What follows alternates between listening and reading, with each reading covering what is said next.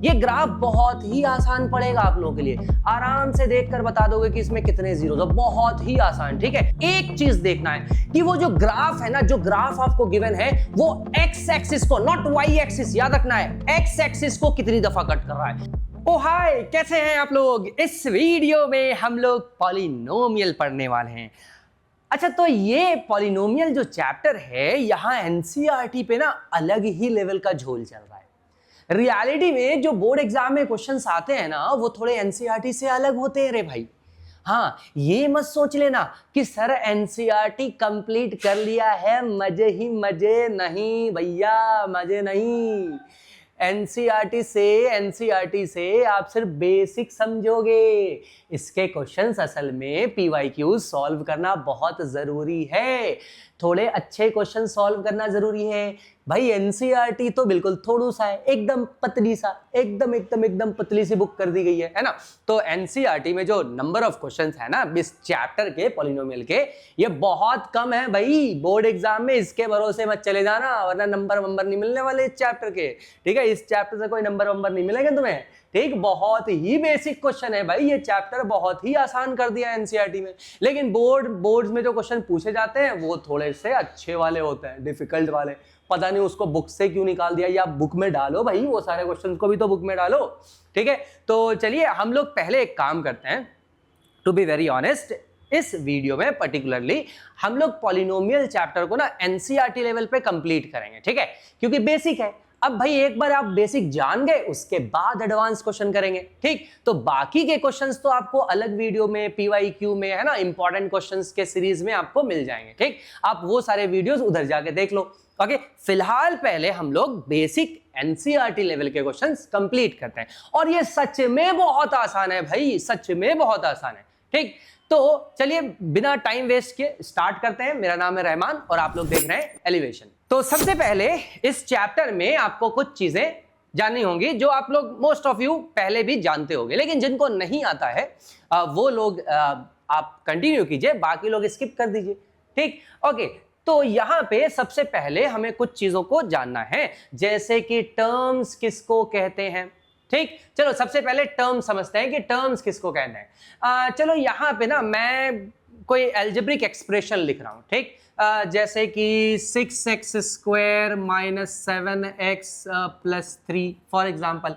ठीक, कोई सा भी आपके एक्सरसाइज से ही देख लेते हैं। हाँ जी, आपके एक्सरसाइज में ही होगा। हाँ ठीक है, -3 है तो -3 ले लेते हैं। ठीक है, 6x² - 7x - 3। ठीक, तो भाई यहाँ पे ये एक हमने एल्जेब्रिक एक्सप्रेशन ले लिया। ठीक भाई, एल्जेब्रिक एक्सप्रेशन बहुत सारे टर्म से बनते हैं, कोएफिशिएंट से बनते हैं, कांस्टेंट से बनते हैं। तो आप कहोगे सर ये टर्म्स किसको कहते हैं, कोएफिशिएंट किसको कहते हैं, कांस्टेंट किसको कहते हैं, ये सारी चीजें हम लोग अभी जानते हैं। तो सबसे पहले टर्म्स किसको कहते हैं भाई। ये जो टर्म है ना, टर्म, ठीक, ये टर्म बनता है या तो कांस्टेंट से बन जाता है, अभी बताएंगे कांस्टेंट किसको कहते हैं, या वेरिएबल से बनता है। ठीक, ओके, या फिर इन दोनों के मस्त से एकदम बढ़िया कॉम्बिनेशन से बनता है, यानी कि वेरिएबल इनटू कांस्टेंट, यानी कि वेरिएबल इनटू कांस्टेंट। भाई तो ऐसा है यहां पर कि टर्म जो है ना सिर्फ कांस्टेंट भी हो सकता है। तो कांस्टेंट का मतलब क्या भाई, कांस्टेंट का मतलब होता है जिनके वैल्यूज फिक्स्ड हो। जैसे कि वैल्यू फिक्स्ड होना, फिक्स्ड वैल्यू, कांस्टेंट का मतलब हो उसे कहते हैं कांस्टेंट जिसमें वैल्यू फिक्स्ड हो। अच्छा, वेरिएबल किसको कहते हैं, वेरिएबल भैया उसे कहते हैं जिसका वैल्यू फिक्स्ड नहीं होता है। जैसे कि आप लोग देखो इधर, इसमें वेरिएबल है x, है ना, जो अलजेब्रा में generally x, y, p, q, m, n, a, b, c, d, है ना। तो ये सारी चीजों को क्या कहते हैं, variable. Not having a fixed value, not having a fixed value, भैया जिसका फिक्स्ड वैल्यू नहीं होता है, जिसके वैल्यू को हम चेंज कर सकते हैं, या जिसका वैल्यू चेंज होता है, उसको कहते हैं वेरिएबल। ठीक, तो भाई फिक्स्ड वैल्यू, जिसका फिक्स्ड वैल्यू हो उसको क्या कहते हैं, कांस्टेंट। जैसे आप देखो यहां पर ये -3 क्या है, ये -3 है कांस्टेंट, ये -3 क्या है, कांस्टेंट। ठीक, और यहाँ पे जो ये x है, ये x, ये वाला x, ठीक है, ये x क्या है भाई, ये इस x को कहते हैं वेरिएबल। इन x को, y को, z को, a b c d, इन सबको क्या कहते हैं भाई, इन सबको कहते हैं वेरिएबल। और वेरिएबल के साथ जो नंबर होना भाई, जो वेरिएबल के साथ आपको नंबर दिखे, जैसे कि x के साथ जो नंबर है वो कितना है, x के साथ जो नंबर आपको दिख रहा है यहाँ पे कितना है, x के साथ जो नंबर दिख रहा है वो है -7। x स्क्वायर के साथ जो नंबर है वो क्या है, 6 है। ठीक, इन सबको कहते हैं कोफिशिएंट। क्या कहते हैं, कोफिशिएंट। ओके, तो रही बात, अगर मैं आपसे पूछूं x का कोफिशिएंट कितना है, x का कोफिशिएंट कितना है, तो आप देखोगे x के साथ जो नंबर है, x के साथ नंबर क्या है, -7, तो x का कोफिशिएंट हो जाएगा -7। फिर आपसे पूछूं अगर मैं x स्क्वायर का कोफिशिएंट क्या है, तो आप देखोगे x स्क्वायर के साथ कौन सा नंबर है भाई, 6 है, तो 6 हो जाएगा x स्क्वायर का कोफिशिएंट। ओके, और ये जो -3 है ये है कांस्टेंट, जिसके साथ कोई वेरिएबल नहीं है। ठीक, जिसके साथ कोई वेरिएबल नहीं। एक इंटरेस्टिंग बात बताता हूं, ध्यान से सुनिएगा। ये जो कांस्टेंट होता है ना, ये जो कांस्टेंट होता है जिसके साथ आपको कोई वेरिएबल नहीं दिखे, बेचारे के साथ ना एक दुखद घटना हो गया।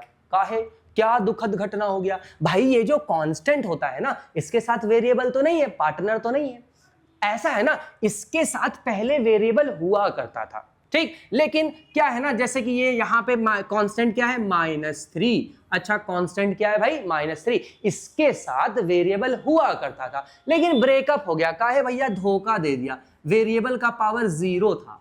क्या था, 0 था, कोई साथ नहीं। ओके, अगर किसी भी चीज का पावर जब भी 0 होता है तो उसका वैल्यू कितना हो जाता है, 1 हो जाता है। कितना हो जाता है वैल्यू, किसी भी चीज का पावर, किसी भी वेरिएबल या डिजिट या नंबर, किसी का भी पावर 0, तो उसका वैल्यू क्या हो जाता है, 1 हो जाता है। तो यहाँ पे आप देखो, ये रहा -3 और x का पावर 0, x का पावर 0 का वैल्यू कितना हो जाएगा, 1, तो ये क्या बन गया, -3। ठीक बा, अच्छा, तो ऐसा है, इसीलिए तो -3 जो है सिर्फ अकेला है बेचारा, इसके साथ जो वेरिएबल था ना उसका पावर था 0। ठीक, अब पावर ही नहीं है, पावरलेस है भैया, पावर है ही नहीं, तो उसका होना ना होना बराबर, इसीलिए सिर्फ -3 लिख दिया। ठीक, तो कांस्टेंट कहते हैं उसे जिसका पावर क्या हो, कांस्टेंट कहते हैं उसे जिसके वेरिएबल का पावर कितना हो, 0। तो वहां पे कोई वेरिएबल तो दिखेगा नहीं, क्योंकि x का पावर 0 बन जाता है 1। ओके, तो इन शॉर्ट आप कह सकते हो वेरिएबल इन अल्फाबेट्स को कहते हैं x, y, z वगैरह वगैरह। ठीक, कांस्टेंट कहते हैं जिसमें सिर्फ नंबर हो, और अगर इन वेरिएबल के साथ जो नंबर हो उनको क्या कहते हैं, उनको कहते हैं कोफिशिएंट। x का कोफिशिएंट -7, x स्क्वायर का कोफिशिएंट कितना है भैया, उसका कोफिशिएंट है 6। ठीक है, तो हम लोग ये समझ चुके कि कोफिशिएंट किसको कहते हैं, वेरिएबल किसको कहते हैं, कांस्टेंट किसको कहते हैं। तो ये जो टर्म है ना, ये सिर्फ कांस्टेंट भी हो सकता है, फिक्स्ड वैल्यू। जैसे कि ये -3 एक टर्म हुआ, -3 क्या हो गया भैया, -3 जो है ये -3, ये पहला टर्म। अबे ब्लैक दिख रहा है क्या, पता नहीं दिखता है कि नहीं भाई, देखें दिखता है क्या, बड़ा ही गंदा दिखता है, हटाओ इसे। ओके, चलिए कोई दूसरा कलर ले लेते हैं, कौन सा कलर लिया जाए। ओके, ग्रीन तो ऑलरेडी यूज्ड है, येलो, ऑरेंज ले लेते हैं। ठीक है, मान लीजिए ये पहला टर्म है, ये पहला टर्म है -3 है ना, सिर्फ ये जो कांस्टेंट है सिर्फ कांस्टेंट भी बन सकता है एक टर्म, तो ये रहा -3 पहला टर्म, मान लो ये एक टर्म हो गया। ठीक, उसके बाद आप देखो सिर्फ वेरिएबल, जैसे अगर मैं लिख रहा हूँ 7x प्लस, फॉर एग्जाम्पल अगर मैं लिख रहा हूँ x + 3, तो देखो इसमें सिर्फ वेरिएबल है, ये भी एक टर्म हुआ, इसमें सिर्फ कांस्टेंट है, ये भी एक टर्म हुआ। ठीक, तो यहाँ पे उसके बाद दूसरा है वेरिएबल इनटू कांस्टेंट। भाई एक टर्म वेरिएबल और कांस्टेंट के कॉम्बिनेशन से भी बनता है, वेरिएबल इनटू कांस्टेंट। देखो जरा, ये रहा वेरिएबल, वो मल्टीप्लाई है कांस्टेंट से, है ना। जैसे कि अगर हम लिख दें फॉर एग्जांपल 7x + 3, तो यहाँ पे देखो 7 × x क्या बन रहा है, 7x। तो भाई यहाँ पे कांस्टेंट और वेरिएबल मल्टीप्लाई में है, तो टर्म क्या है, टर्म जो है सिर्फ कांस्टेंट भी हो सकता है, सिर्फ वेरिएबल भी हो सकता है, और वेरिएबल इनटू कांस्टेंट भी हो सकता है। अच्छा, तो हम लोगों ने टर्म पढ़ लिया, ठीक। अब अगला जो टॉपिक है हमारा वो है व्हाट इज पॉलिनोमियल। फिर पढ़ेंगे डिग्री और फिर पढ़ेंगे ये जीरो सॉल्यूशन या रूट्स किसे कहते हैं, ठीक। चलिए अब करते हैं पॉलिनोमियल किसे कहते हैं। देखो पॉलिनोमियल जो है ना, जो पॉलिनोमियल है, पॉलिनोमियल कहते हैं किसी भी ऐसे एल्जेब्रिक एक्सप्रेशन का को जिसका पावर होल नंबर में हो। क्या हो? होल नंबर में। भाई ऐसे एक्सप्रेशंस, एल्जेब्रिक एक्सप्रेशन है ना, एल्जेब्रिक एक्सप्रेशन, कौन से एल्जेब्रिक एक्सप्रेशन भाई? वो एल्जेब्रिक एक्सप्रेशन जिसका पावर इज होल नंबर। क्या होना चाहिए? होल नंबर होना चाहिए। क्या होना चाहिए? होल नंबर होना चाहिए। भाई पावर अगर होल नंबर है, अगर पावर क्या है? होल नंबर है। अगर पावर होल नंबर में है तो ही पॉलिनोमियल बनेगा, वरना नहीं। चलिए कुछ एग्जांपल्स देखते हैं, ठीक है, कुछ एग्जांपल्स देखते हैं। ओके, जैसे फॉर एग्जांपल अगर हम इसे देखें, ठीक, चलो कुछ एग्जांपल्स देख लेते हैं। जैसे कि अगर हम इसे देखें भाई, होल नंबर पावर, जैसे कि ये वाला फॉर एग्जांपल यहाँ 6x + 2 है ना, क्या है? 6x + 2। भाई इस 6x + 2 में अगर आप देखो, इस 6x + 2 में अगर आप देखो तो यहाँ पे x का पावर कितना है? 1 इज अ होल नंबर। भाई होल नंबर कहाँ से शुरू होता है? 0 से। 0 क्या कहाँ से शुरू होता है whole number? 0 1 2 3 and so on, ये सब होल नंबर हुआ, है ना। तो पावर कैसा होना चाहिए? पावर होल नंबर में होना चाहिए, नेगेटिव में नहीं, फ्रैक्शन में नहीं, ठीक है। पावर सिर्फ और सिर्फ कैसा होना चाहिए? होल नंबर में। अगर पावर होल नंबर में है तो हम उसे पॉलिनोमियल कहेंगे, वरना नहीं कहेंगे, ठीक। जैसे कि आप देखो इस वाले में, इसमें आप देखो 3x², यहाँ पावर 2 है ना, यहाँ पे पावर कितना है? इसके लिए पावर 2 है। फिर यहाँ पे -5x है, यहाँ पे क्या है? -5x। तो x का मतलब x का पावर 1 है ना, यहाँ पे पावर कितना है? यहाँ पे पावर 2 है, ठीक। और यहाँ पे पावर 8। मैंने क्या कहा था कि कांस्टेंट के साथ वेरिएबल होता है, उस वेरिएबल का पावर कितना होता है? 0। तो कांस्टेंट में आप वेरिएबल का पावर 0 लगा सकते हो। भाई 2 भी होल नंबर, 1 भी होल नंबर, 0 भी होल नंबर। भाई होल नंबर है ना, अगर होल नंबर है इस एक्सप्रेशन में, पावर कैसे है? होल नंबर में, तो हम कह सकते हैं कि भाई ये क्या है? ये है पॉलिनोमियल। अच्छा, तो ऐसा है सर, पॉलिनोमियल होने के लिए पावर का होल नंबर में होना जरूरी है। तो क्या कोई ऐसा भी एक्सप्रेशन हो सकता है जिसका पावर होल नंबर में ना हो? हाँ, हो सकता है। जैसे कि देखो फॉर एग्जांपल अगर मैं लिखता हूं x का पावर, फॉर एग्जांपल अगर मैं लिखता हूं x का पावर 2/3 + 7x, ठीक, मैं ऐसा लिख रहा हूं फॉर एग्जांपल। तो यहां पे देखो ये 2/3 है और यहाँ पे पावर 1 है। मान लो मैंने लिखा फिर 13 के साथ हमें पता है कि 13 के साथ वेरिएबल था, उसका पावर कितना था? 0। तो हम सीधे सीधे अब से ये कहेंगे कि कांस्टेंट का पावर कितना है? 0। कांस्टेंट के वेरिएबल का पावर कितना है? कांस्टेंट के वेरिएबल का पावर है 0। वो हम बार बार ऐसे लिख कर नहीं दिखाएंगे, ठीक है। ओके, तो यहाँ पे अभी हम ये कह सकते हैं, कि भाई इसका पावर 2/3, इसका पावर 2/3, इसका पावर 1 और इसका पावर 0। तो भाई ये तो होल नंबर है, ये तो होल नंबर है, लेकिन ये तो होल नंबर नहीं है। और अगर ये होल नंबर नहीं है तो इस पूरे एक्सप्रेशन को हम पॉलिनोमियल नहीं बोल सकते हैं। चलो एक आध और कर लेते हैं। जैसे कि चलो फॉर एग्जांपल अगर लिखते हैं x + 1/x², फॉर एग्जांपल अगर हम ये लिख रहे हैं x + 1/x², वैसे आप कहोगे सर यहाँ पे पावर 1 है, यहाँ पे पावर 2 है, तो ये तो पॉलिनोमियल बन गया। नहीं रे बाबा, नहीं, ऐसा नहीं। इसको थोड़ा सा अगर सिंप्लीफाई करें, ये रहा x का पावर 1, ये रहा प्लस, ये x के पावर 2 को अगर ऊपर भेज दें तो क्या बन जाएगा? x का पावर -2 बन जाएगा। क्या ये -2 होल नंबर होता है? ना ना ना, होल नंबर नहीं होता है। तो ये भले ही होल नंबर में है, लेकिन ये तो होल नंबर में नहीं है। अब ये होल नंबर में नहीं है तो ये जो पूरा एक्सप्रेशन है ये क्या पॉलिनोमियल बनेगा? नहीं, नहीं बनेगा। भैया पॉलिनोमियल होने के लिए एक बात अपने बेजों में घुसेड़ लो, क्या है? पॉलिनोमियल होने के लिए होल नंबर में पावर्स होने चाहिए। अगर पावर होल नंबर में है तो वो पॉलिनोमियल है। अगर पावर होल नंबर में नहीं है तो वो पॉलिनोमियल नहीं है भाई। वेरिएबल का पावर होल नंबर में होना चाहिए, ठीक है। जितने भी वेरिएबल्स हैं उसमें उस वेरिएबल का पावर कैसा होना चाहिए, होल नंबर में, ठीक। और अगर नहीं है तो भैया वो पॉलिनोमियल नहीं है, सिंपल। अब यहाँ पे पॉलिनोमियल ना कुछ टाइप्स के होते हैं। देखो जरा यहाँ पे पॉलिनोमियल के टाइप्स देख लेते हैं भाई। पॉलिनोमियल के टाइप्स अगर आप देखें यहाँ पे, ठीक, तो इन टाइप्स को हम लोग पढ़ सकते हैं दो तरीके से। On the basis of number of terms, कितने टर्म्स है। अगर एक टर्म है तो उसको कहेंगे मोनोमियल, जैसे कि देखो सिर्फ 6 लिखा हुआ है। मैंने बताया था ना पॉलिनोमियल सिर्फ कांस्टेंट से भी बन सकता है, सिर्फ वेरिएबल से भी बन सकता है, और वेरिएबल और कांस्टेंट दोनों का कॉम्बिनेशन से भी बन सकता है, ठीक। तो यहाँ पे आप देखो सिर्फ एक ही टर्म है, सिर्फ कितने टर्म्स हैं, सिर्फ एक टर्म है 6, तो ये मोनोमियल हो गया।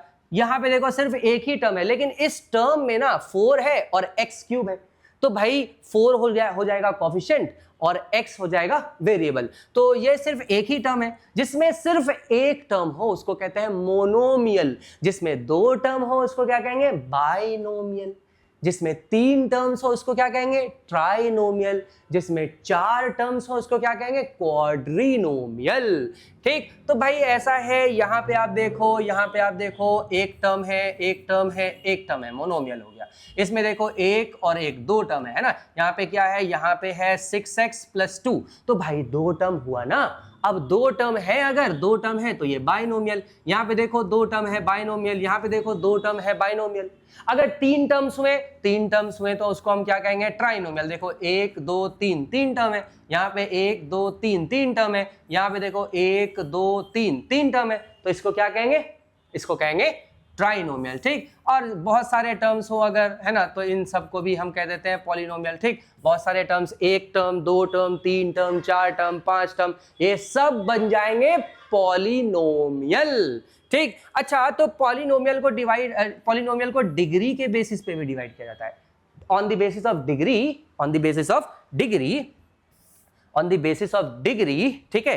Polynomial on the basis of degree, सबसे पहले आएगा कांस्टेंट पॉलिनोमियल। क्या आएगा, कांस्टेंट पॉलिनोमियल, जिसमें सिर्फ और सिर्फ नंबर्स हो बाबा, सिर्फ क्या है, नंबर्स। और मैंने क्या बताया था, अगर सिर्फ नंबर हो तो वहां पे उसका डिग्री क्या होगा, 0 होगा। तो भाई पहला जो टाइप ऑफ पॉलिनोमियल में हम डिग्री के बेसिस पर पढ़ेंगे, तो सबसे पहले क्या पढ़ेंगे, कांस्टेंट पॉलिनोमियल। कांस्टेंट पॉलिनोमियल में सिर्फ नंबर्स होंगे, वेरिएबल नहीं होगा, ठीक। वेरिएबल नहीं होगा। क्यों नहीं होगा, क्योंकि असल में जैसे यहाँ 8 है तो 8 के साथ x था और उसका पावर क्या था, 0, और x का पावर 0 क्या हो जाता है, 1। 8 × 1 8, इसीलिए यहाँ पे सिर्फ 8 लिखा हुआ है, ठीक है। पहले इस 8 के साथ x था लेकिन उसका पावर क्या था, 0, और x का पावर 0 क्या हो जाता है, x का पावर 0 हो जाता है 1, इसीलिए 8 × 1, ये रहा 8, ये रहा 8, और x का पावर 0 होता है 1, तो ये बन जाएगा 8 × 1 8, ठीक। तो ये जो कांस्टेंट टर्म होता है, सिर्फ कांस्टेंट वाला टर्म होता है, उसको कहते हैं कांस्टेंट पॉलिनोमियल। और कांस्टेंट पॉलिनोमियल का डिग्री कितना होता है, डिग्री होता है 0। अच्छा, दूसरा क्या है भाई, दूसरा है लीनियर पॉलिनोमियल। लीनियर पॉलिनोमियल में डिग्री होगा 1। What do you mean by degree, degree है हाईएस्ट पावर। डिग्री किसको कहते हैं, डिग्री कहते हैं हाईएस्ट पावर। अगर किसी एक्सप्रेशन में जो मैक्सिमम पावर है, उस एक्सप्रेशन में अलग अलग वेरिएबल्स हैं, सब में भाई, सब में देख लो आप, हाईएस्ट पावर अगर 1 है तो उसको कहते हैं डिग्री 1। जैसे आप देखो यहाँ पे x है, यहाँ पे 8 है भाई। अगर आप देखो x + 8, ये रहा x + 8, x का पावर तो 1 है, x का पावर कितना है, 1, और ये कांस्टेंट है। कांस्टेंट वाले का पावर मैंने क्या बोला, कांस्टेंट वाले का पावर बोला 0। तो आप देखो 1 और यहाँ पे 0, भाई यहाँ पे 1, यहाँ पे 0, यहाँ पे 1, यहाँ पे 0, हाईएस्ट क्या हुआ, हाईएस्ट हुआ 1। तो जो हाईएस्ट पावर होता है उसी को कहते हैं डिग्री। क्या कहते हैं, हाईएस्ट पावर को कहते हैं डिग्री। ये देखिए हमारा अगला टॉपिक यही डिग्री था, है ना, ये हमारा डिग्री था, ठीक। तो जो हाईएस्ट पावर होता है उसको क्या कहते हैं, डिग्री। अच्छा, फिलहाल पहले अगर हम इस वाले में देखें, इस वाले में देखो क्या है, 3/4x, ओके, ये है 3/4x, और साथ में क्या है, -6, है ना, 3/4x और साथ में क्या है -6। अब देखो यहाँ x का पावर कितना है 1 और ये तो कांस्टेंट है भाई, कांस्टेंट के साथ पावर कितना होता है 0। तो आप देखो हाईएस्ट क्या है 1 और 0 में क्या है हाईएस्ट क्या है 1, तो इसीलिए इसका भी डिग्री कितना हो गया 1। तो भाई लीनियर पॉलिनोमियल किसको कहते हैं जिसका डिग्री 1 हो, कांस्टेंट पॉलिनोमियल किसको कहते हैं जिसका डिग्री 0 हो। अब तीसरा क्या है डिग्री 2, भाई क्वाड्रेटिक पॉलिनोमियल जिसका डिग्री 2 हो उसको क्या कहेंगे क्वाड्रेटिक पॉलिनोमियल। डिग्री 2 यानी कि हाईएस्ट पावर कितना होना चाहिए 2। अच्छा देखिए जरा यहां पे देखिए 3x² - 2x + 7 क्या है 3x² - 2x + 7। अब देखो यहां पे पावर कितना है 2, यहां पे पावर कितना है 1, इसके साथ पावर ऑब्वियसली इसका वेरिएबल पावर 0 ही होगा, है ना, कांस्टेंट है तो इसका पावर कितना होगा, कांस्टेंट का पावर कितना होता है 0। ठीक, तो अब देखो ये रहा पावर 2, ये रहा पावर 1, ये रहा पावर 0, हाईएस्ट कितना है 2। जब हाईएस्ट पावर 2 हो तो उसको कहते हैं डिग्री 2 और डिग्री 2 वाले को हम क्या कहते हैं क्वाड्रेटिक पॉलिनोमियल। अब फिर उसी तरीके से क्यूबिक वाले को क्या कहेंगे डिग्री 3। तो यहां पे आप जैसे देखो फॉर एग्जांपल यहां पे देखो 2y3, ये रहा 2y3 - y + 4, यहाँ पे डिग्री कितना है 3, यहाँ पे डिग्री है 1 और यहाँ पे डिग्री है 0। हाईएस्ट क्या हुआ हाईएस्ट 3 हुआ। पावर देखो हाईएस्ट कितना है 3 1 0, तो हाईएस्ट पावर कितना है 3। जो हाईएस्ट पावर होता है वही होता है डिग्री। तो भाई डिग्री कितना हो गया इसका 3, इसका डिग्री 3 हो गया, इसीलिए इसको क्या कहेंगे क्यूबिक पॉलिनोमियल। ठीक, तो पॉलिनोमियल लीनियर क्वाड्रेटिक, है ना। पॉलिनोमियल क्या है भाई, पॉलिनोमियल कितने टाइप्स के होते हैं लीनियर क्वाड्रेटिक क्यूबिक और, है ना, लीनियर क्वाड्रेटिक क्यूबिक कांस्टेंट भी है। ठीक, तो भाई ऐसा है अगर डिग्री 1 हुआ, अगर डिग्री कितना हुआ, अगर डिग्री हो जाता है 1, है ना, अगर डिग्री हो जाता है 1, डिग्री अगर 1 हुआ तो उसको कहेंगे लीनियर इक्वेशन। ठीक, अगर डिग्री 2 हुआ तो उसको कहेंगे क्वाड्रेटिक इक्वेशन। ठीक है, अगर डिग्री 3 हुआ तो उसको कहेंगे क्यूबिक इक्वेशन। अगर डिग्री 0 हुआ तो उसको कहते हैं कांस्टेंट पॉलिनोमियल, है ना। ठीक, क्या हो अगर कोई पॉलिनोमियल ऐसा लिखा है, ठीक है, px = 0 फॉर एग्जाम्पल, चलो कोई नंबर नहीं यहाँ पे 0 लिखा है, तो जब भी अगर कोई ऐसा लिखा है px = 3, है ना, यहाँ पे, या फिर px फॉर एग्जाम्पल ऐसा लिखा है, ठीक है, px = 2y², क्या लिखा है 2y² + 3 फॉर एग्जाम्पल ऐसा लिखा है। अगर मान लीजिए ऐसे मैंने 3 पॉलिनोमियल लिख दिए भाई, इस वाले में कोई नंबर नहीं 0 लिखा है, क्या लिखा है 0, तो इसको कहते हैं 0 पॉलिनोमियल। क्या कहते हैं इसको 0 पॉलिनोमियल। क्या कहते हैं इसको कहते हैं 0 पॉलिनोमियल। इस वाले को क्या कहते हैं जिसमें सिर्फ नंबर हो, 0 नहीं, नॉन 0 नंबर है, तो इसको कहते हैं कांस्टेंट पॉलिनोमियल। क्या कहते हैं कांस्टेंट पॉलिनोमियल। ठीक, इसको कहते हैं कांस्टेंट पॉलिनोमियल। और ये तो भाई नॉर्मल पॉलिनोमियल है जिसका डिग्री कितना है, डिग्री है 2। ठीक, चलो इसे हटा देते हैं फिलहाल, ये तो नॉर्मल है। कांस्टेंट, ये जो 0 पॉलिनोमियल होता है ना, 0 पॉलिनोमियल का हमें देखो, कांस्टेंट पॉलिनोमियल का हमें डिग्री पता है, कितना पता है, कांस्टेंट पॉलिनोमियल का डिग्री अभी हम लोगों ने पढ़ा है, इसका डिग्री कितना होता है, कांस्टेंट पॉलिनोमियल का डिग्री होता है, कांस्टेंट पॉलिनोमियल का डिग्री होता है सिर्फ नंबर हो तो उसका डिग्री कितना होता है 0। लेकिन 0 पॉलिनोमियल का डिग्री कितना होता है, 0 पॉलिनोमियल का जो डिग्री होता है ना भाई, 0 पॉलिनोमियल का जो डिग्री होता है वो होता है नॉट डिफाइंड, वो होता है नॉट डिफाइंड। ठीक है, ठीक, तो यहां पे ये बात आप याद रखिएगा कि कांस्टेंट पॉलिनोमियल का डिग्री कितना होता है 0 और 0 पॉलिनोमियल का डिग्री कितना होता है नॉट डिफाइंड। क्योंकि तो भाई इसमें वेरिएबल तो छोड़ो, कुछ भी नहीं है, कोई कांस्टेंट भी नहीं है, इसीलिए इसका डिग्री कितना होता है नॉट डिफाइंड। चलो ठीक है भाई, ये डिग्री कर लिया। जीरोज किसको कहते हैं, ओके, जीरोज किसको कहते हैं, तो भाई चलो इस जीरोज या सॉल्यूशन कह लो या रूट्स कह लो, सारी एक ही बात है।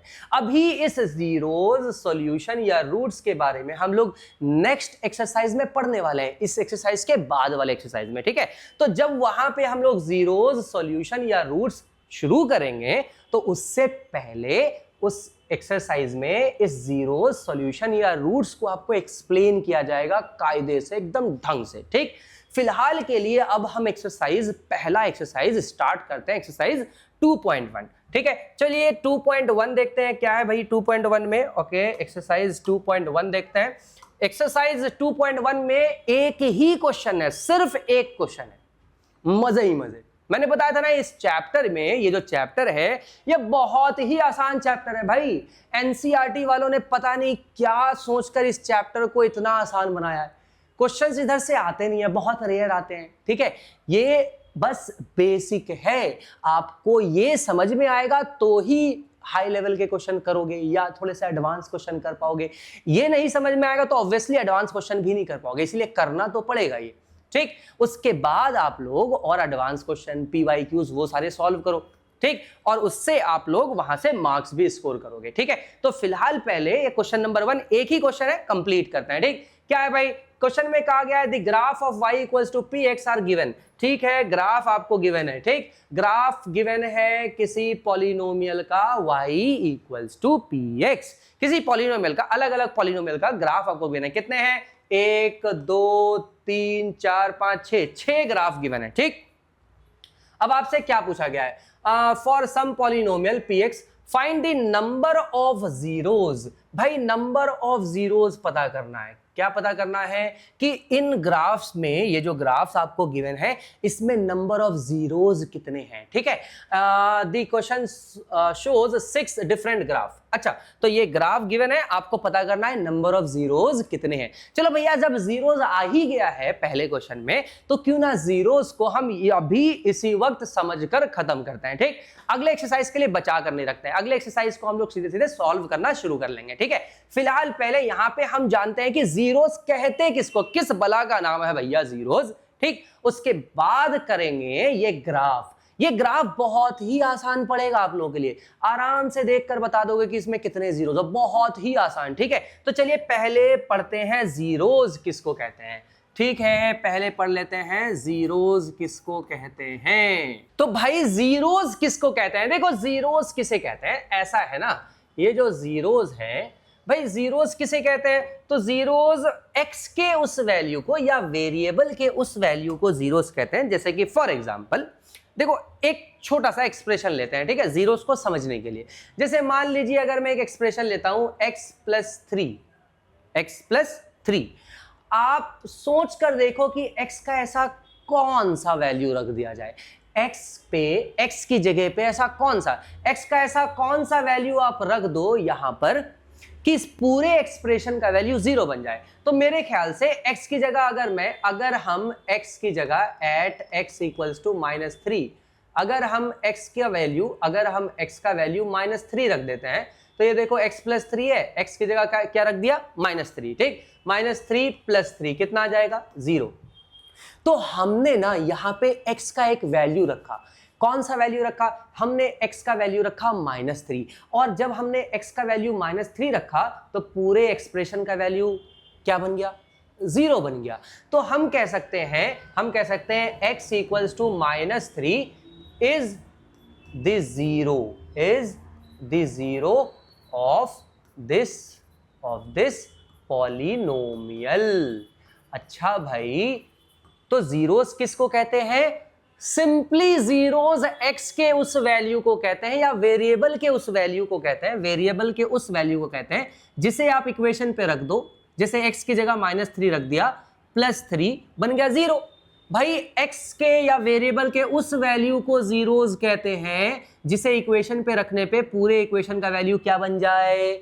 0 बन जाए। ठीक, तो x equals to -3 is the zero of this polynomial. Zeros निकालते कैसे? सिंपली उस पॉलिनोमियल को 0 के बराबर रख दो और जीरोस निकल जाएगा। चेक करो, हमें अगर x प्लस 3 का, यहां तो हमने गेस किया था, -3 अपनी मर्जी से रखे देखा था, 0 आ गया। ठीक, व्हाट अबाउट अगर मैं इस x प्लस 3 पे x का वैल्यू -3 के अलावा कोई सा भी वैल्यू रख दूं, चलो 2 रख देते हैं, फॉर एग्जाम्पल 2 रख देते हैं, क्या 0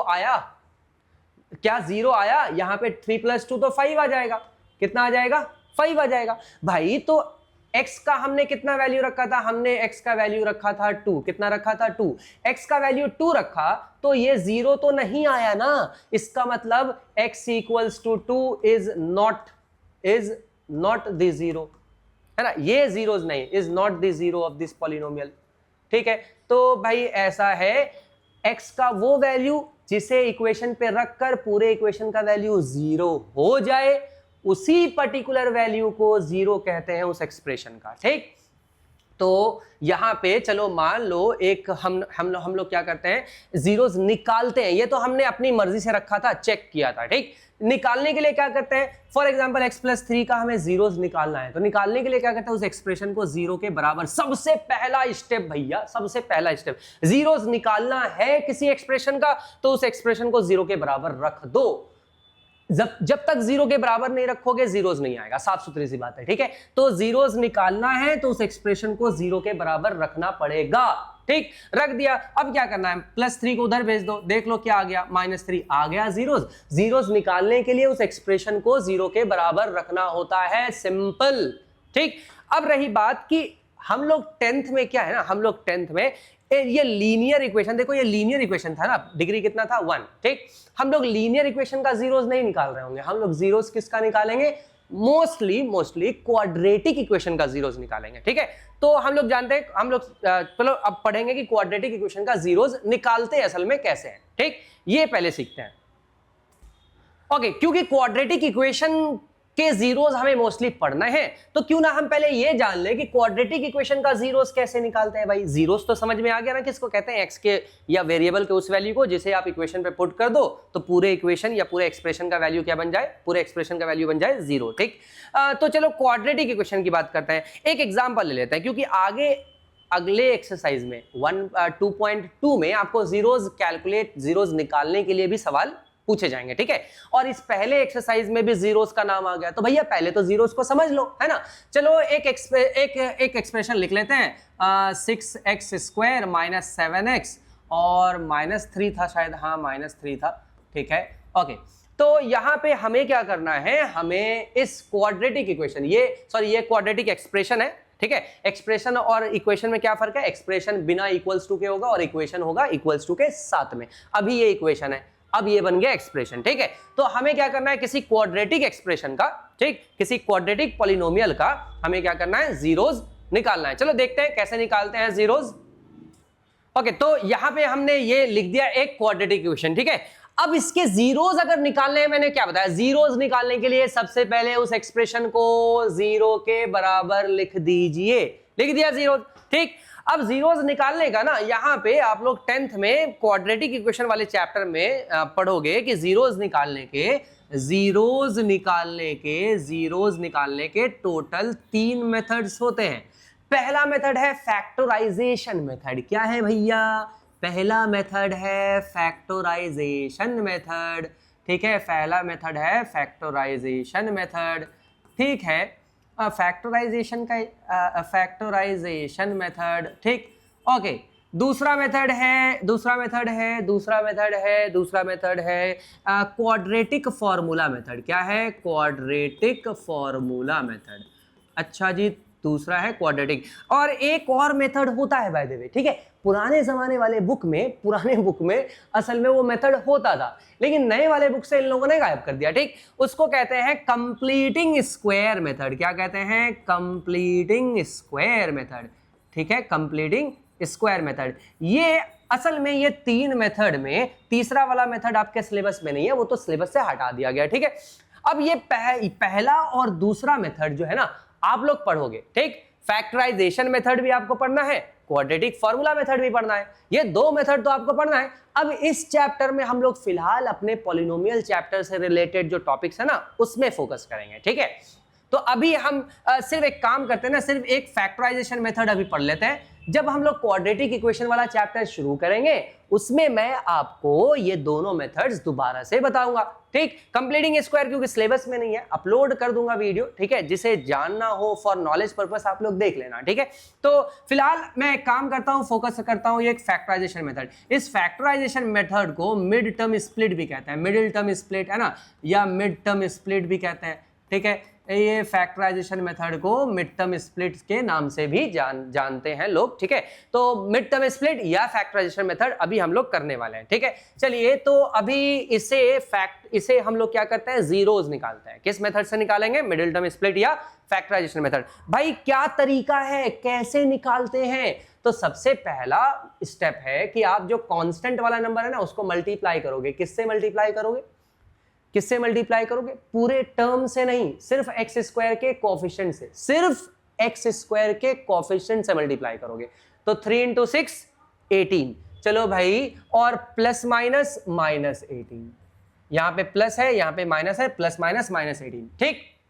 तो सबसे पहला स्टेप कर लिया, मल्टीप्लाई कर दिया भाई, ठीक। मल्टीप्लाई करने के बाद क्या आपको ना फैक्टर्स निकालने हैं। किसके फैक्टर्स निकालने हैं? 18 के फैक्टर्स निकालने हैं। चलिए 18 के फैक्टर्स निकालने हैं। 2 9 जा, 3 3 जा और 3 1 जा। चलो हमने फैक्टर्स भी निकाल लिया। अब क्या, ये जो फैक्टर्स है ना 1 2 3 और ये 1 को इग्नोर नहीं करना होता है बाबा। कभी कभी क्वेश्चन ना सॉल्व ही होता है इस 1 की वजह से, ठीक। इसीलिए इस 1 को इग्नोर कतई मत करना, ठीक। तो ये 2 3 3 और 1, ठीक। अब यहां पे बोला गया है कि आपको भाई जीरोस निकालने हैं, ठीक। और फैक्टराइजेशन मेथड से करना है, तो हम लोगों ने फैक्टराइज कर लिया।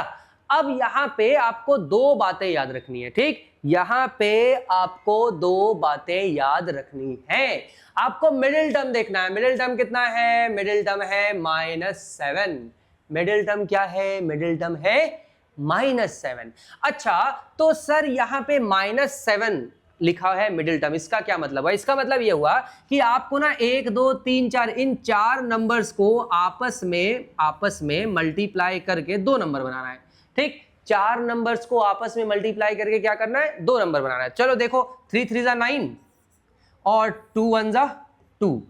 तो मैंने आपस में मल्टीप्लाई किया, वो आप अपने आप सोचोगे, समझोगे और फिर मल्टीप्लाई करोगे। कोई भी ऐरा गैरा नंबर नहीं ले सकते हैं भाई, उन्हीं 2 नंबर को लेना है। जैसे मैंने यहां पे 9 और 2 लिया है, इसका कुछ तो रीजन होगा। मैं यहां पे 3 2 जा 6 और 3 1 जा 3, 6 और 3 भी ले सकता था। 3 2 जा 6 और 3 1 जा 3, 6 और 3 भी ले सकता था, है ना। मैं यहां पे 3 3 जा 9, 9 2 जा 18, मैं यहां पे 18 और 1 भी ले सकता था, है ना। तो मैं बहुत सारे कॉम्बिनेशन बना सकता था, लेकिन ये 9 और 2 ही क्यों लिया? पता है क्यों लिया?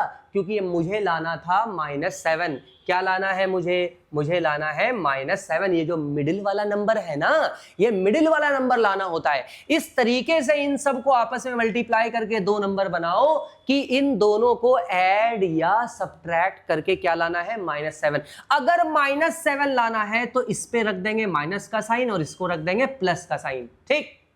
अगर यहां पे +7 लाना होता तो इसको प्लस में रखते हैं, इसको माइनस में रखते हैं, लेकिन फिलहाल अभी तो -7 लाना है। -7 लाना है तो इसको माइनस में रख दिया और इसको प्लस में रख दिया। आप देखो, प्लस माइनस माइनस, साइन बड़े वाले नंबर का रखते हैं और 9 - 2 7। बढ़िया।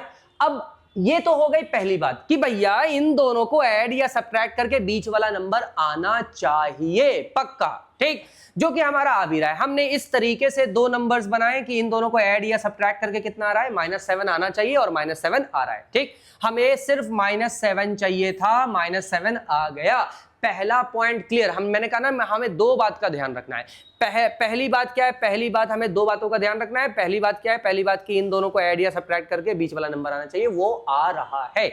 और दूसरी बात कि जब आप इन दोनों को मल्टीप्लाई कर दो, 9 2 जा 18 प्लस माइनस -18, ठीक है। तो ये 2 बातों का याद रखना है कि इन दोनों को मल्टीप्लाई करके ये नंबर आना चाहिए। साइन ध्यान रखना है, प्लस माइनस माइनस, ठीक है।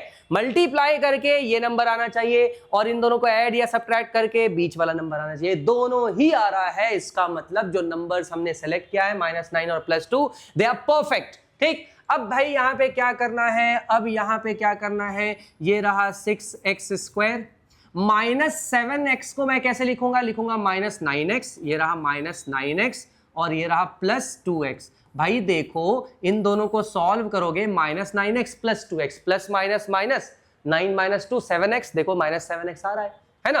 तो हमने क्या किया? हमने असल में इस मिडिल टर्म को कर दिया स्प्लिट। हमने इस मिडिल टर्म को बांट दिया, स्प्लिट कर दिया। ठीक, हमने इस मिडिल टर्म को स्प्लिट कर दिया और फिर ये रहा -3। क्योंकि मिडिल टर्म को हमने स्प्लिट किया है इसीलिए इस मेथड को मिडिल टर्म स्प्लिट भी बोलते हैं। ठीक, अच्छा स्प्लिट तो कर दिया, अब मिडिल टर्म स्प्लिट करने के बाद क्या, मिडिल टर्म स्प्लिट करने के बाद ना सर आपको कॉमन लेना है। इन दोनों में क्या कॉमन आ रहा है, कॉमन आ रहा है 3x। चलो इन दोनों में 3x कॉमन आ रहा है, 3x ले लो कॉमन, अंदर क्या बचेगा 2x बचेगा, अंदर यहाँ पे 2x बचेगा, ये रहा माइनस, यहाँ पे 3 बचेगा, है ना। तो इससे 3x बाहर निकाल लो तो 3 बचेगा। अब यहाँ पे इसमें तो कुछ भी कॉमन नहीं है, कुछ भी कॉमन नहीं है, इसका मतलब 1 कॉमन है। कुछ भी कॉमन नहीं होने का मतलब 1 कॉमन है। 1 कॉमन आ गया। अब अंदर यहाँ पे बात याद रखना कि हमेशा यहाँ पे अंदर ब्रैकेट के अंदर यही वही आएगा जो यहाँ पे था। ठीक, याद रखना यहाँ ब्रैकेट के अंदर वही आएगा जो यहाँ पर लिखा हुआ पहले से है। तो यहाँ जो भी लिखा है इसको यहाँ पे लिख दो, बिना सोचे समझे एकदम बिंदास लिख दो। ठीक, लेकिन लिखने के बाद चेक जरूर करना है। क्या लिखना है देखो जरा, 2x इंटू 1 2x, ठीक, 2x इंटू 1 2x, है ना। आप क्या करोगे, इसको इससे मल्टीप्लाई करोगे तो 1 इंटू 2x 2x, फिर 1 इंटू 3 3। भाई दोनों सही है, ठीक है, तो जो हमने लिखा है बिल्कुल सही है। अब साइन भी चेक कर लो सर, साइन देखो प्लस प्लस प्लस, साइन भी रख दिया, है ना। कैसे रखा, इसका प्लस इसका प्लस, प्लस प्लस प्लस। अब वेरीफाई करते हैं, देखो प्लस माइनस माइनस, वेरीफाई भी हो गया। ठीक, इसका मतलब काम एकदम परफेक्ट है। अच्छा इसको इक्वल्स टू 0 भी तो रखना है, इक्वल्स टू 0 रख दिया। अब देखो जो सेम है, जो सेम है उसे तो हम एक दफा लिख देंगे भाई, जो सेम है उसे लिख दो, कॉमन ले रहे हैं ना तो जो सेम है पहले उसे लिख देंगे, ठीक है, और जो बच जाएगा फिर उसे लिख देंगे। ओके, ये हो गया इक्वल्स टू 0। ओके, तो यहां पे आप देखिए हम लोगों ने जो कॉमन था उसे एक दफा लिख दिया और जो बच गया, क्या बच गया, 3x प्लस 1, 3x प्लस 1 हो गया। ठीक, तो यहां तक अगर आप करते हैं तो इसको कहते हैं फैक्टर्स निकालना। अगर यहीं तक करके छोड़ दिया तो आपने फैक्टर्स निकाला। पहला फैक्टर 2x माइनस 3, दूसरा फैक्टर 3x प्लस 1। लेकिन हमें जीरोज सॉल्यूशन या रूट्स निकालने के लिए एक स्टेप और करना है। देखो इन दोनों का मल्टीप्लाई है 0, तो हम क्या करेंगे भाई, एक दफा 2x, अगला स्टेप है एक दफा 2x माइनस 3 को 0 के बराबर, एक दफा इसको 0 के बराबर रखेंगे, एक दफा इसको 0 के बराबर रखेंगे। तो जब हमने इसे 0 के बराबर रखा और -3 को इधर भेजेंगे तो क्या बन जाएगा, 2x इक्वल्स टू 3 बन जाएगा, है ना। ये -3 इधर आके क्या हो जाएगा, प्लस में 3 हो जाएगा। और फिर हमें x निकालना है अगर, तो ये हो जाएगा 3, ये 2 इधर आएगा, इधर मल्टीप्लाई में, इधर आके क्या हो जाएगा, डिवाइड में हो जाएगा। x इक्वल्स टू 3/2, एक 0 मिल गया, ठीक है। अब दूसरा वाला चेक कीजिए, अब एक दफा इसको 0 के बराबर रखेंगे, ये रहा 3x प्लस 1 इक्वल्स टू 0। ठीक, पहले तो इस 1 को इधर भेजेंगे, ये +1 इधर आके क्या हो जाएगा, -1, तो 3x हो जाएगा -1। ठीक, उसके बाद आपको x का वैल्यू निकालना है ना भाई, तो इस 3 को, ये जो 3 मल्टीप्लाई में इधर आके क्या हो जाएगा, डिवाइड में हो जाएगा। डिवाइड में कर दो, ये रहा -1/3। तो x के हमने 2 वैल्यूज निकाल लिए। ठीक, x के हमने क्या किए, 2 वैल्यूज हमने निकाल लिए। तो भाई इन दोनों को कहते हैं जीरोज। क्या कहते हैं, इन दोनों को कहते हैं जीरोज। अब यहां पे इन दोनों जीरोज का ना अलग अलग नाम भी दिया गया है। इनमें से किसी एक को, आपकी मर्जी भाई, आपकी मर्जी, किसी एक को अल्फा लिख दीजिए, किसी भी एक को क्या कह दीजिए, अल्फा कह दीजिए। ठीक, और दूसरे वाले को क्या कह दीजिए, दूसरे वाले को बीटा कह दीजिए। ठीक, दूसरे वाले को आप क्या कह सकते हैं, बीटा। आपकी मर्जी है, आप किसी को भी अल्फा किसी को भी बीटा बोल सकते हैं, आपकी मर्जी है। ठीक, तो यहाँ पे ये जो जीरोज हमने निकाले, इन जीरोज को क्या कहते हैं, अल्फा और बीटा कहते हैं। क्या कहते हैं, अल्फा और बीटा। अब समझते हैं कि भाई ये जीरोज का क्या मतलब है।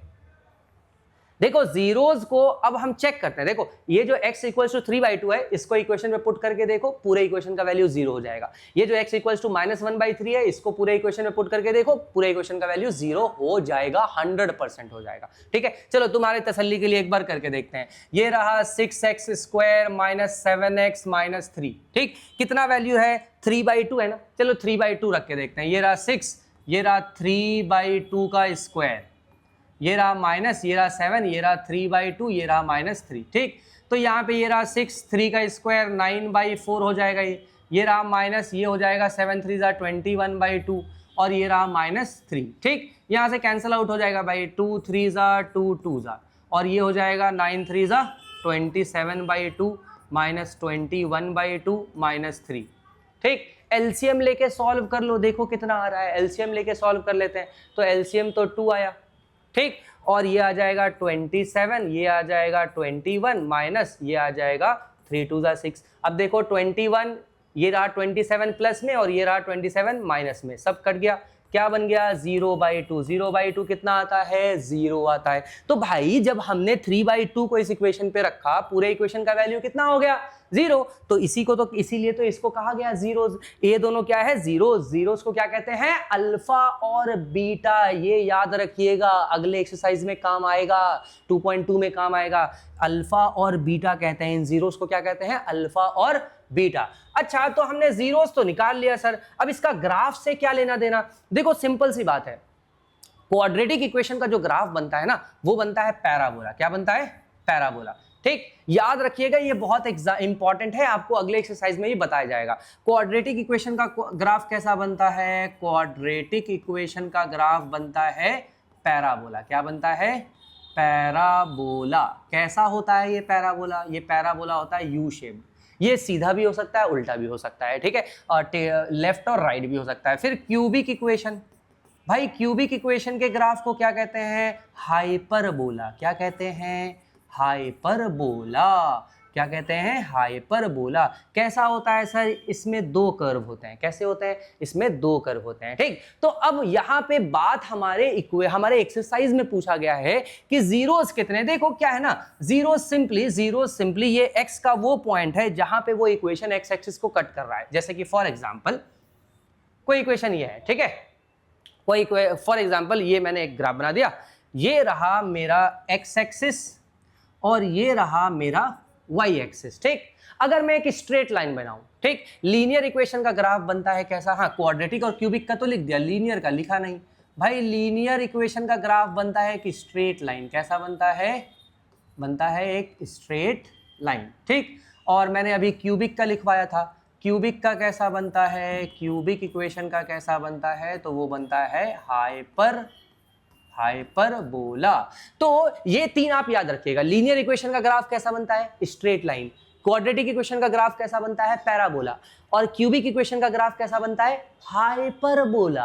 अच्छा ठीक है, तो अगर मैं लीनियर की बात करूं, पहले लीनियर की बात कर लो, ठीक। लीनियर इक्वेशन का ग्राफ कैसा बनता है, एक स्ट्रेट लाइन बनता है ना। चलिए मान लीजिए मैं एक स्ट्रेट लाइन बना रहा हूं, ठीक। मान लीजिए मैं एक स्ट्रेट लाइन बना रहा हूं, फॉर एग्जांपल मैंने एक स्ट्रेट लाइन बना दिया, ठीक। ये एक ग्राफ बना दिया, ठीक।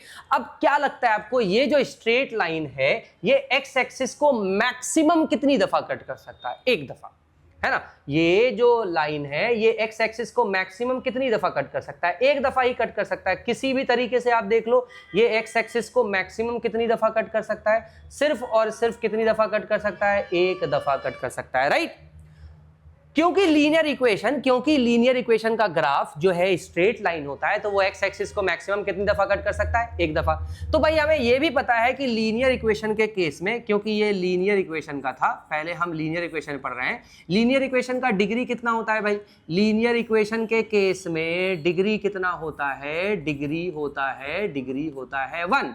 हमने पढ़ा था ना भी, लीनियर इक्वेशन का डिग्री कितना होता है, 1 होता है, ठीक। डिग्री होता है 1। जैसे कोई भी इक्वेशन आप देख लो, उसका डिग्री कितना होगा, 1 होगा। अब यहां पे ऐसा है कि लीनियर इक्वेशन का डिग्री कितना होता है, 1। जितना डिग्री होता है ना, उतनी ही दफा वो एक्स एक्सिस को मैक्सिमम कट कर सकता है। समझ में आया। और जहां पे ये एक्स एक्सिस को कट कर रहा है ना, जहां पर मान लो ये जो इक्वेशन है जिसका ये ग्राफ बना है, कोई भी लीनियर इक्वेशन जिसका ये ग्राफ बना है, ठीक है। आप मान लीजिए कोई लीनियर इक्वेशन था, उसका आपने ये ग्राफ बनाया, ये जो ग्राफ बनाया, ठीक। इस ग्राफ ये मान लो 1 2 3, x इक्वल्स टू 3 कितना है, x इक्वल्स टू 3। भाई x इक्वल्स टू 3 पे ये रहा 1, ये रहा 2, है ना। मान लो x इक्वल्स टू 3 पे ये ग्राफ x एक्सिस को, ये जो ग्राफ है ये x एक्सिस को कहां पे कट कर रहा है, x इक्वल्स टू 3 पे कर रहा है। तो हम कहेंगे x इक्वल्स टू 3 जो है ना, is the zero of the polynomial। भाई जहां पे वो ग्राफ x एक्सिस को कट कर रहा है, देखो ये ग्राफ लीनियर। आप बोलोगे सर लीनियर इक्वेशन का ग्राफ स्ट्रेट लाइन कैसे बना, कैसे पता चलेगा कि ग्राफ कैसा बनता है। देखो अभी 10th के लेवल के लिए, अभी 10th के लेवल पे आप बस याद कर लो कि लीनियर इक्वेशन का ग्राफ कैसा बनता है, straight line. By the way class 9th में ये पढ़ा भी था, अभी 10th में भी पढ़ेंगे। Pair of linear equation in two variable जब पढ़ेंगे ना, तो वहां हम लोग ग्राफ बनाना सीखेंगे, लीनियर इक्वेशन का ही ग्राफ बनाना सीखेंगे, और वहां हम लोग देखेंगे कि लीनियर इक्वेशन का ग्राफ स्ट्रेट लाइन ही बनता है। ठीक, उसी तरीके से क्वाड्रेटिक इक्वेशन का ग्राफ कैसा बनता है, पैराबोला, यू शेप। ठीक, क्यूबिक इक्वेशन का जो ग्राफ बनता है उसको हाइपरबोला कहते हैं। बाय द वे ये पैराबोला और हाइपरबोला आप लोग 11th में पढ़ोगे। ठीक है, तो फिलहाल आप ये इस बात में दिमाग मत लगाओ कि इसका ग्राफ बनेगा कैसे, ये कैसे बनता है। आप बस इतना याद रख लो कि भाई लीनियर इक्वेशन का ग्राफ कैसा बनता है, स्ट्रेट लाइन। क्वाड्रेटिक इक्वेशन का ग्राफ कैसा बनता है, पैराबोला।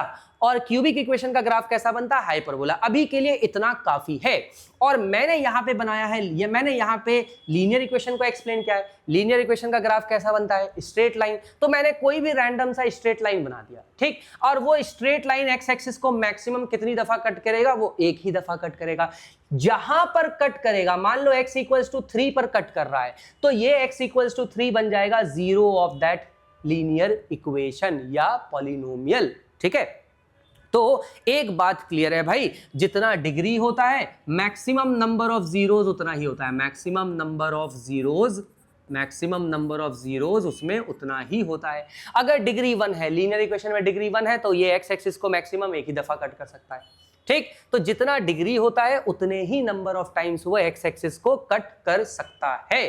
ठीक, और जहां पर कट करेगा वहां पे उसके जीरोज होंगे। ठीक, ओके, तो अगर हम क्वाड्रेटिक इक्वेशन की बात करें, जैसे इस क्वाड्रेटिक इक्वेशन की बात करें, ये x के कितने वैल्यूज आ गए, 2 वैल्यूज आ गए। यहां पे x के कितने वैल्यूज आए, 2 वैल्यूज। इसका ये क्वाड्रेटिक इक्वेशन था ना, क्वाड्रेटिक इक्वेशन का डिग्री कितना होता है भाई, क्वाड्रेटिक इक्वेशन का डिग्री होता है 2। जितने डिग्री होते हैं उतने ही मैक्सिमम नंबर ऑफ जीरोस निकलते हैं। भाई डिग्री 2 है, देखो 2 जीरोस निकले, है ना, 2 जीरोस निकले ना। अगर डिग्री 3 होता, क्यूबिक वाले का कितना होता है, डिग्री 3, जिसका डिग्री 3 उसके 3 जीरोस निकलेंगे, जिसका डिग्री 4 उसके 4 जीरोस निकलेंगे, है ना, मैक्सिमम नंबर ऑफ जीरोस। तो फिलहाल यहां पे डिग्री कितना है, डिग्री है 2, तो मैक्सिमम कितने जीरोस निकल सकते हैं, 2 जीरोस निकल सकते हैं। सर बार बार आप मैक्सिमम क्यों बोल रहे हैं, क्योंकि कभी कभी ऐसा होता है कि जीरोस 2 नहीं, एक ही निकल रहा, या कभी कभी ऐसा भी होता है कि जीरोस पॉसिबल ही नहीं है। तो हम लोग पढ़ेंगे वो सारी चीजें क्वाड्रेटिक इक्वेशन वाले चैप्टर्स में पढ़ेंगे। अभी वो चैप्टर नहीं पढ़ रहे हैं, इसीलिए अभी हमने वो सारे डिटेलिंग आपको नहीं बताए। ठीक है, अभी फिलहाल हम लोग सिर्फ ग्राफ वाले टॉपिक पे फोकस करते हैं। भाई डिग्री 2 है तो जीरोस कितने हैं, 2 जीरोस हैं। ठीक, अब आप देखो यहां पे जो क्वाड्रेटिक इक्वेशन होता है उसका ग्राफ कैसा बनता है। क्वाड्रेटिक इक्वेशन का ग्राफ बनता है, यहां पे जगह चाहिए, हाँ, क्वाड्रेटिक इक्वेशन का ग्राफ कैसा बनता है, तो वो बनता है पैराबोला। अगर आप देखो यहां पे मैं एक पैराबोला बना दूं, ठीक, आप चेक करो ये जो पैराबोला है, क्वाड्रेटिक इक्वेशन का ग्राफ कैसा बनता है, पैराबोला। ये रहा पैराबोला। ठीक, ये जो पैराबोला है ये एक्स एक्सिस को कितनी दफा कट कर सकता है, जरा आप लोग देखिए ध्यान से, और एक बात बताइए, ये इस एक्स एक्सिस को मैक्सिमम कितनी दफा कट कर सकता है। देखो मैक्सिमम कितनी दफा कट कर सकता है, ये देखो, या तो एक दफा बस टच कर रहा है, अभी तो फिलहाल ये बस टच कर रहा है। ठीक, क्या हो अगर हम इसे थोड़ा सा और नीचे ले आए, तो ये कितनी दफा कट कर रहा है एक्स एक्सिस को, भाई एक्स एक्सिस को ये 2 दफा कट कर रहा है, एक यहां और एक यहां, और ये मैक्सिमम 2 ही दफा कट कर सकता है, 2 से ज्यादा नहीं। ठीक है, तो क्वाड्रेटिक इक्वेशन का अभी हम लोगों ने पढ़ा ना, क्वाड्रेटिक इक्वेशन में डिग्री कितना होता है, डिग्री होता है 2, और ये एक्स एक्सिस को मैक्सिमम कितनी दफा कट कर सकता है, मैक्सिमम कट कर सकता है 2 दफा, एक यहां और एक यहां। ठीक, तो मैक्सिमम नंबर ऑफ जीरोस भी कितने पॉसिबल है, मैक्सिमम नंबर ऑफ जीरोस कितने होंगे, 2। भाई डिग्री 2 है, क्वाड्रेटिक इक्वेशन है ना, इक्वेशन कैसा है, इक्वेशन है क्वाड्रेटिक इक्वेशन।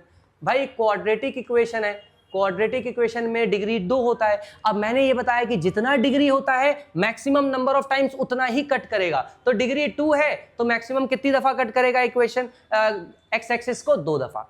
ठीक, तो एक चीज तो ये समझ में आ गया, इतने सारे एक्सप्लेनेशन से ये बात क्लियर है कि जहां जहां एक्स एक्सिस को वो कट कर रहा है वो जीरोस हैं उस इक्वेशन के। यहां पे कट कर रहा है, ये एक जीरोस हो गए, ये एक जीरो हो गया है ना। यहां पे कट कर रहा है, यहां पे कट कर रहा है, ये दूसरा जीरो हो गया, राइट। तो जितनी दफा एक्स एक्सिस को कट करेगा उतने जीरोस।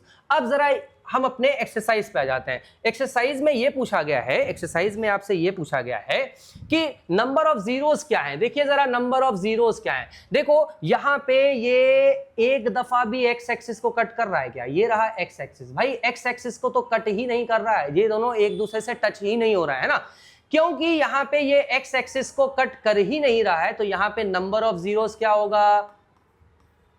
नंबर ऑफ जीरोस आप क्या लिखोगे? एक भी नहीं, नंबर ऑफ जीरोस जीरो। ठीक, दूसरे वाले पे आ जाइए। देखिए ये जो ग्राफ है, ये एक्स एक्सिस को कहां पे कट कर रहा है? यहां पर, सिर्फ एक जगह पे कट कर रहा है, सिर्फ एक पॉइंट पे कट कर रहा है। तो यहां पे हम नंबर ऑफ जीरोस क्या लिखेंगे? नंबर ऑफ जीरोस क्या लिखेंगे? नंबर ऑफ जीरोस लिखेंगे 1। ठीक, अब इस वाले ग्राफ पे आ जाइए। पहले तो ये कट कर रहा है यहां पर, एक एक्स एक्सिस को कहां पे कट कर रहा है? वाई एक्सिस नहीं देखना है बाबा, वाई एक्सिस नहीं देखना है, एक्स एक्सिस को कितनी दफा कट कर रहा है। देखो यहां पे 2 हुआ और फिर ये हो गया 3। तो यहां पे नंबर ऑफ जीरोस क्या हो गए? नंबर ऑफ जीरोस क्या हो गए भाई? Number of zeros equals to 3। 1 2 3, 3 दफा कट कर रहा है। अब यहां पे देखो ये रहा पैराबोला यानी कि क्वाड्रेटिक इक्वेशन का ग्राफ है। ठीक, और ये कितनी दफा कट कर रहा है? एक यहां पर, एक यहां पे। तो नंबर ऑफ जीरोस कितने हो गए? नंबर ऑफ जीरोस कितने हो गए भाई? नंबर ऑफ जीरोस कितने हो गए? 2। एक यहां पर और एक यहां पे। इस वाले केस में देखिए जरा, एक यहां पे कट कर रहा है, एक यहां पे कट कर रहा है, एक यहां पे कट कर रहा है, एक यहां पे कट कर रहा है। 4 दफा एक्स एक्सिस को कट किया जा रहा है। तो यहां पे नंबर ऑफ जीरोस क्या हो गए? नंबर ऑफ जीरोस क्या हो गए भाई? 4 हो गए। इस केस में देखिए जरा, एक दफा यहां कट किया जा रहा है, एक दफा यहां 2 हो गया, एक दफा यहां। एक्स एक्सिस को चेक करना है, वाई एक्सिस को नहीं देखना है, ना ना ना। ठीक, तो यहां पे नंबर ऑफ जीरोस क्या हो गए? नंबर ऑफ जीरोस हो गए 1 2 3 भाई, 3 जीरोस हो गए। ठीक, ये पहला एक्सरसाइज आप लोगों को कंप्लीट हुआ। बहुत डिटेल में अच्छे तरीके से आप लोगों को हर एक चीज बताया गया। अगले एक्सरसाइज के बारे में भी, अगले एक्सरसाइज में जो जीरो सॉल्व करने का तरीका है वो भी आपको बता दिया गया। ठीक है, चलिए अब हम लोग नेक्स्ट वीडियो में अगले एक्सरसाइज की बात करते हैं, एक्सरसाइज 2.2। अभी फिलहाल के लिए tata bye bye, thank you.